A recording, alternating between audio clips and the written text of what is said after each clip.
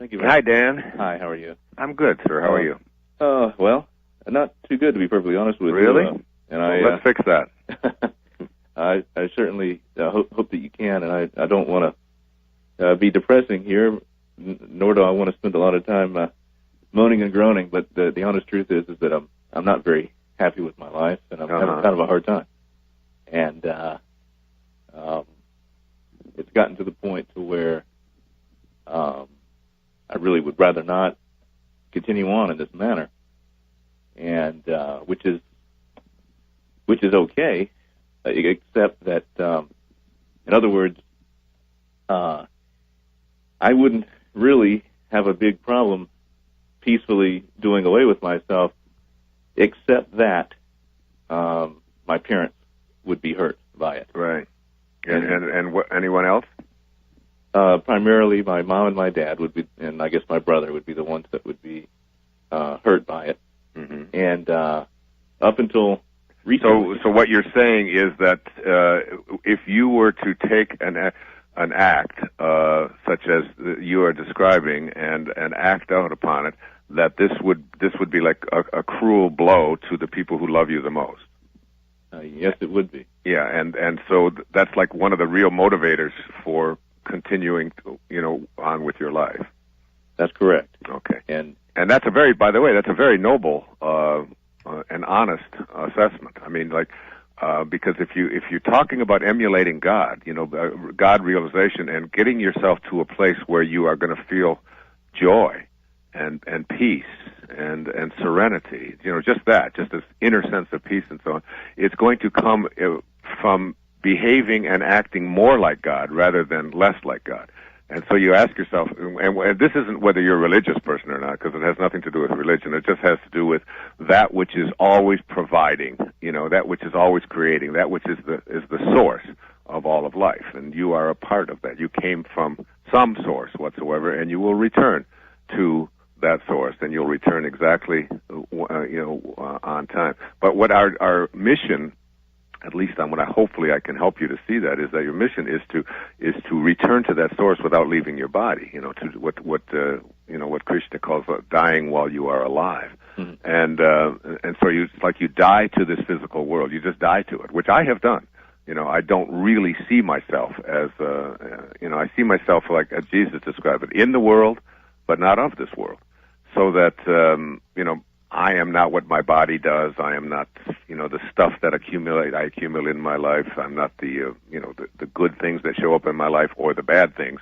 What I am is like this eternal, divine piece of the Tao or of God that is always, always in the business of creating and loving and giving and so on. And you have that within you, Dan. And the reason I know that you have that within you is because you are so concerned. You are absolutely more concerned with how others would feel if you were to leave than how you maybe would get relief from doing that. And that's a very spiritual and godlike thing for you to do, and something you should be giving yourself a lot of credit for. Now, think about that as you will, because we don't have too much time on this call. But I'd like you to also think, Dan, about what is it, or just share with us all over the world, what is it that has brought you to this place where you feel that choosing life isn't the best choice for you? Well, there's several issues, but the one that's at the forefront right now is grieving the loss of a relationship. Uh-huh. And it's just been very difficult. And who is that with? Is that with that was a love relationship?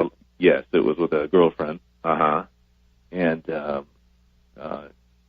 she left me. Uh-huh.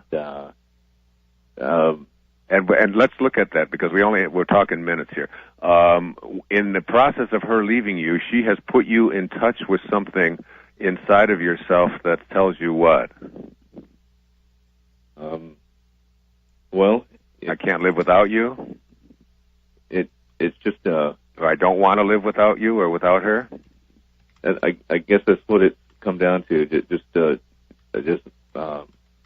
grieving her and missing her so much. Right. Is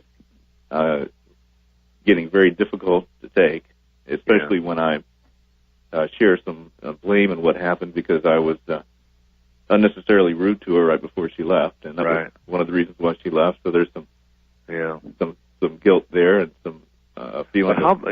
Dan, how about giving yourself a break here, my friend? Give yourself a break. I mean, you were rude. Well, who hasn't been? And you said things that you probably didn't mean, and who hasn't done that? And the consequences, you don't know what the consequences of all of this are. You don't know where this is headed. You haven't got a clue about what's headed your way, or why you're going through this, or why you've been pushed to this brink of despair. This might be the greatest and most wonderful opportunity. I just want to tell you that 6 years ago, I was hit over the head with something in my relationship with someone that I had loved deeply and profoundly, who decided that they wanted to be with someone else. And I just thought that my world was coming to an end. And in those 6 years since that has taken place, I have probably been more productive, created better work. I mean, it took me to a place of deep and profound compassion for other people, which I hear in your voice. And you need to look out there and say, what can I, Dan, what can I do to take this compassion that I'm feeling right now and send it out to other people? And as a result of doing that, I wrote The Power of Intention. I wrote Inspiration. I wrote Being in Balance. I wrote 10 Secrets. I created all of this work for public television.